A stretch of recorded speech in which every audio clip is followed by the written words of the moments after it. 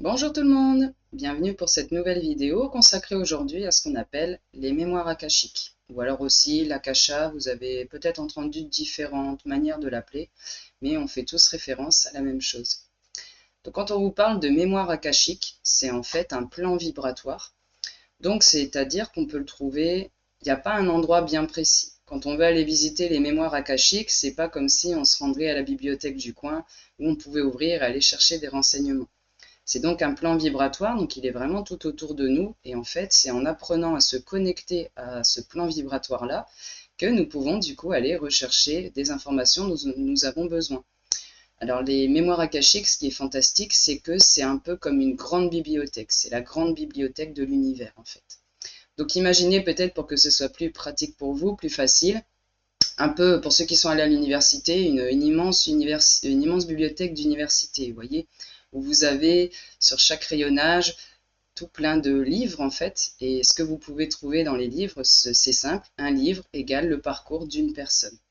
Donc quand je vous parle de parcours, c'est pas qu'une incarnation, c'est pas que votre incarnation la terrestre maintenant. Nous avons tous notre livre de vie, si on peut l'appeler comme ça, et dans ce livre, à l'intérieur, vous allez trouver toutes les différentes incarnations que vous avez eues. Donc j'avoue que moi, ça fait très longtemps que je suis intéressée par les mémoires akashiques, l'akasha. Déjà, la première fois où j'ai entendu ce terme-là, il y a quelque chose qui a vibré en moi, quelque chose qui s'est réveillé. J'avais vraiment envie d'aller découvrir ce que c'était, d'aller farfouiller pour voir en quoi ça consistait en fait. Et comme toujours, quand on commence son chemin spirituel, moi c'est arrivé en cours de route, hein, ça faisait déjà quelques temps que j'avais commencé. Donc au début j'en entends parler, ça m'intéresse, je me renseigne un petit peu et puis forcément j'ai voulu aller découvrir cet endroit fantastique. Il m'a fallu un bon moment quand même avant d'y arriver, plusieurs semaines, parce que j'arrivais pas à me connecter en fait, hein. C'est toujours pareil, c'est en termes de persévérance et puis en essayant jour après jour que petit à petit on y arrive. Donc oui, je vous disais, une grande bibliothèque de l'univers. En fait, tout au long de notre incarnation, tout ce qu'on a fait, toutes les actions qu'on a faites, tout ce qu'on a pensé, tout ce qu'on a ressenti, tout ce qu'on a vu, entendu, enfin vraiment absolument tout ce qu'on a expérimenté au cours de cette vie est automatiquement enregistré en fait. Donc ça s'enregistre à l'intérieur de nous, l'âme enregistre absolument tout ce qui se passe et du coup c'est transmis justement dans les mémoires akashiques. Une fois décédé, une fois retrouvé du coup votre vrai chez vous et votre maison, votre famille d'âme, oui, votre maison là-haut, on va vous faire revivre. Donc ça j'en avais parlé il me semble dans d'autres vidéos, ce qui se passe après la mort.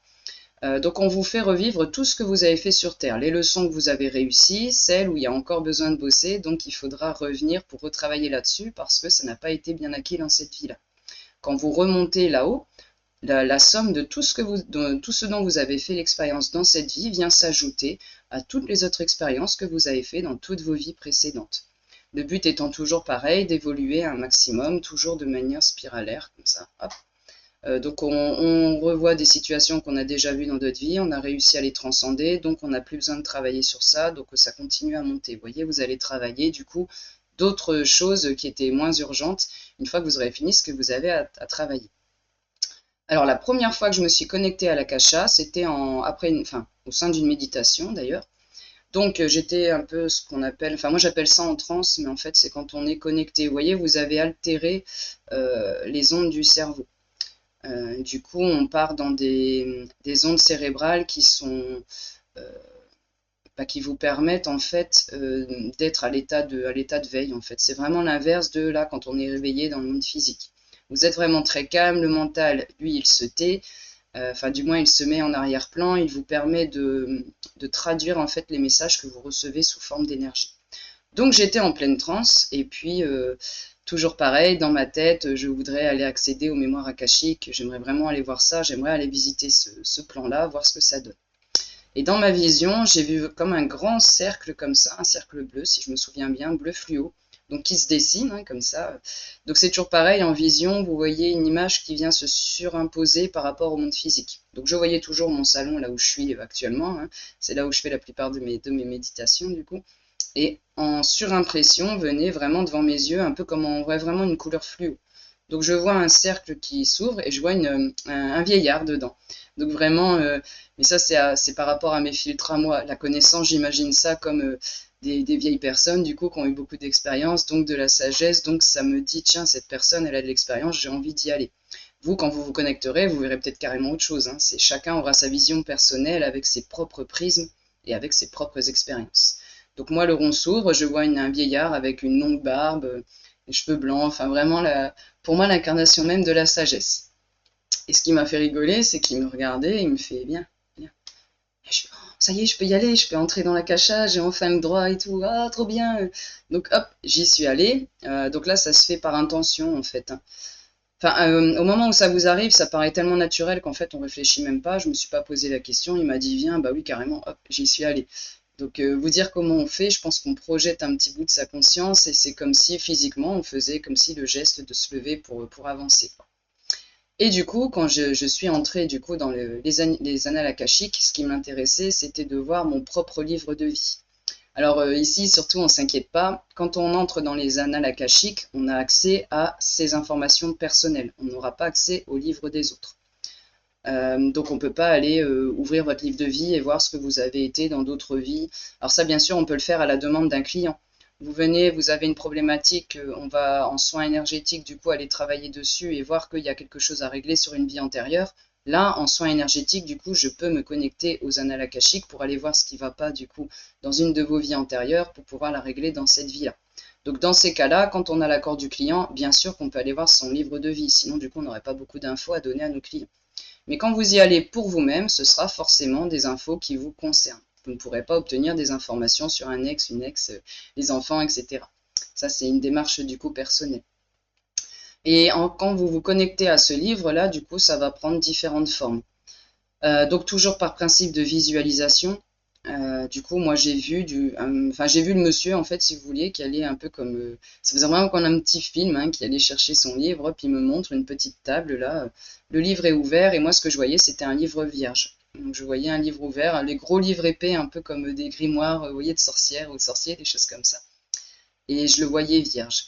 Et en fait, en se penchant comme ça dessus pour voir un petit peu, c'est là où des informations vous arrivent. Donc certains parmi vous, quand vous allez vous pencher, vous allez voir des textes. Alors soit écrits dans une langue que vous ne connaissez pas, c'est simplement une langue galactique, donc vous aurez appris dans une ancienne vie quelque chose qui va parler à votre âme, pas à l'humain mais à l'âme.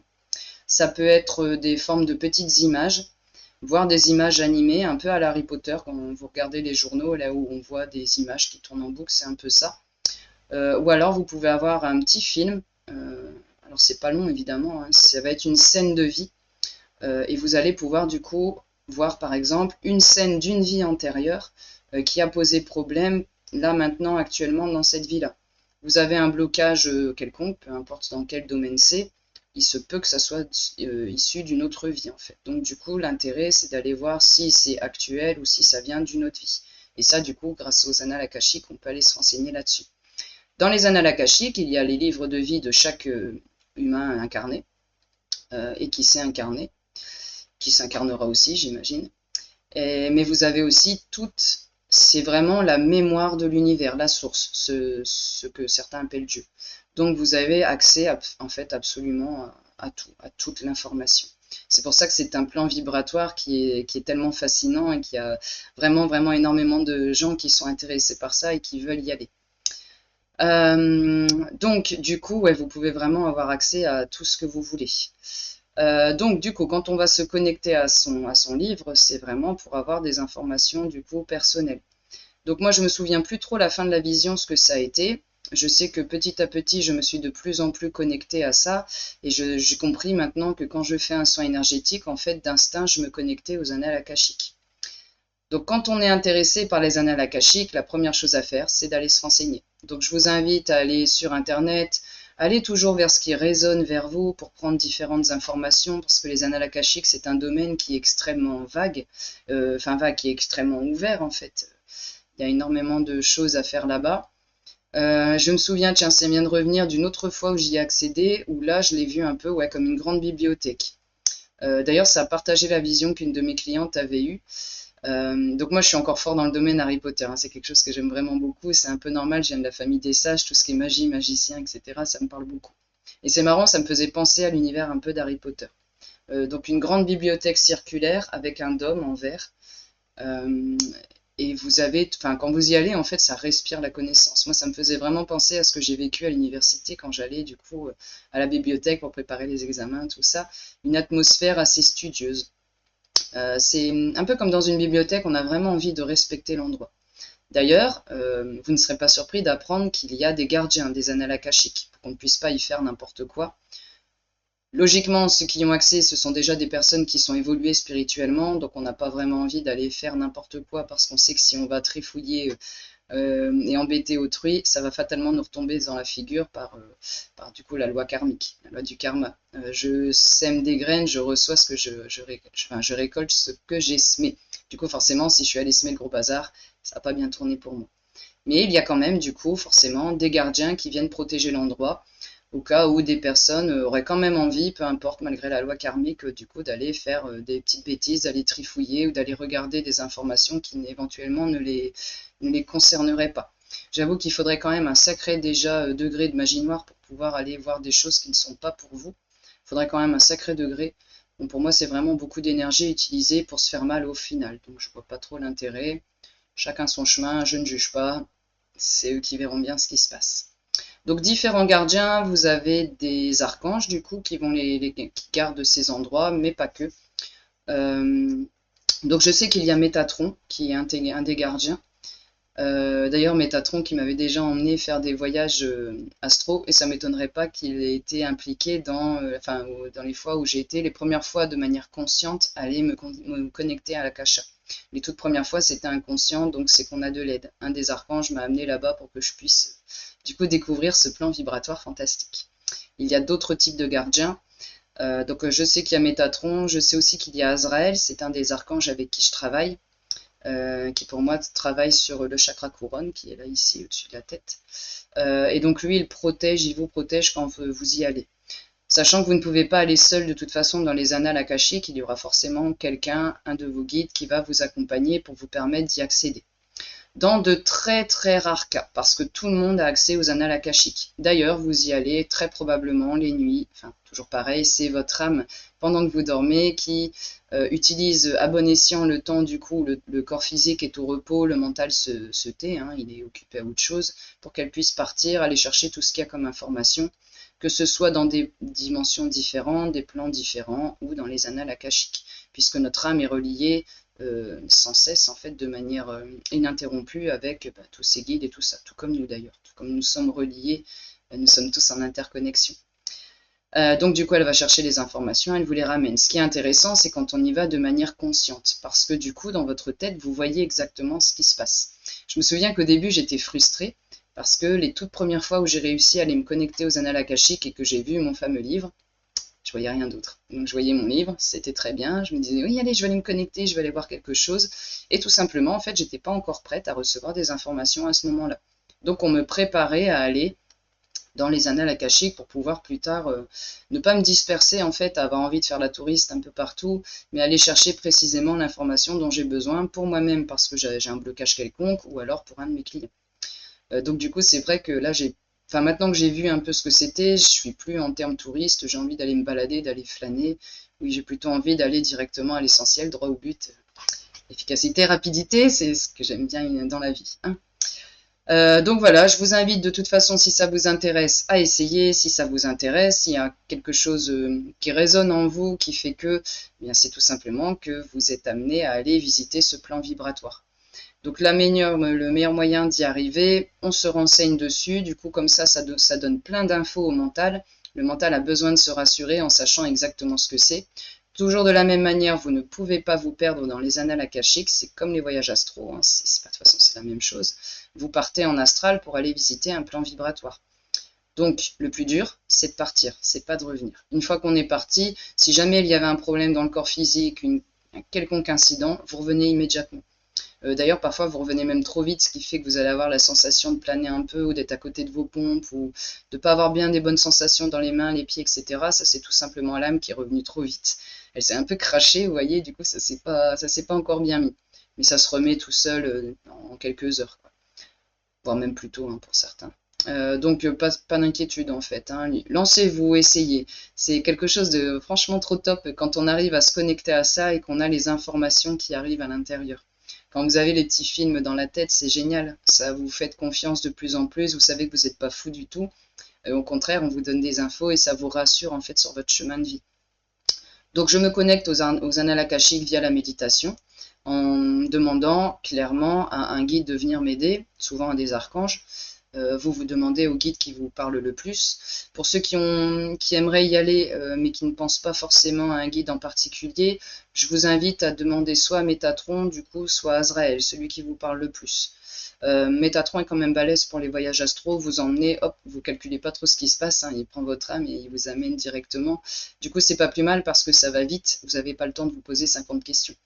Si ça arrive, laissez-vous faire. Laissez Métatron vous emmener et forcément, ça ne va être que des choses positives pour vous. Donc via la méditation, et vous demandez une formule claire, Métatron ou Azraël, s'il te plaît, emmène-moi aux annales akashiques, que je puisse aller voir ce que j'ai à voir aujourd'hui. Et pensez bien, une fois que vous revenez, évidemment, à remercier le guide qui vous y a emmené. N'hésitez pas à partager dans cette vidéo pour tous ceux qui sont déjà dans ces choses-là, hein, dans les ressentis, dans les visions, etc. Est-ce que vous y êtes déjà connecté? Qu'est-ce que vous avez vu dans les annales akashiques? Est-ce que c'était une personne voilà, qui symbolise la sagesse comme moi? Est-ce que c'est plus sous la forme d'animaux? Pourquoi pas, des animaux totems? Est-ce que vous avez vu d'autres personnes? Parce que, comme je vous ai dit tout à l'heure, nous avons tous une vision unique. Donc certains dans l'akasha vont voir des choses complètement différentes de ce que moi je viens de vous décrire et c'est tout à fait ok. Nous avons tous nos propres prismes. Donc ça tombe, ce que vous verrez dans l'akasha, c'est différent de ce que moi je vois. Donc je suis curieuse hein, d'entendre parler, de voir un peu vos réactions, vos commentaires. Et puis n'hésitez pas à poser des questions aussi. Comme je vous l'ai dit, l'akasha c'est un domaine vaste, donc les petites vidéos que je fais là ici, c'est pour présenter un peu les choses qui sont possibles en fait. Et après à vous de voir ce qui résonne et à vous aussi de me dire s'il y a des questions plus précises que moi après je puisse réaffiner en faisant d'autres vidéos du coup. Donc voilà ce que je voulais vous dire aujourd'hui pour les annales akashiques. Je vous dis à très vite pour d'autres vidéos. Je vais essayer d'en tourner un peu plus, parce que là c'est vrai que j'étais plus en train de préparer des formations et tout ça, il y a beaucoup de choses à faire. C'est pour ça que j'en ai un petit peu fatiguée d'ailleurs sur la vidéo. C'est normal. Mais je continue du coup à mettre des vidéos, pas de souci. N'oubliez pas donc pour les personnes qui ne seraient pas encore abonnées, n'hésitez pas à vous abonner à la chaîne pour voir les autres vidéos qui sortent hein, de manière régulière. Et n'hésitez pas à partager autour de vous, on ne sait jamais, ça peut toujours intéresser vos proches, pourquoi pas. Et je vous dis à très vite pour d'autres vidéos et puis au plaisir de vous lire. Ciao ciao!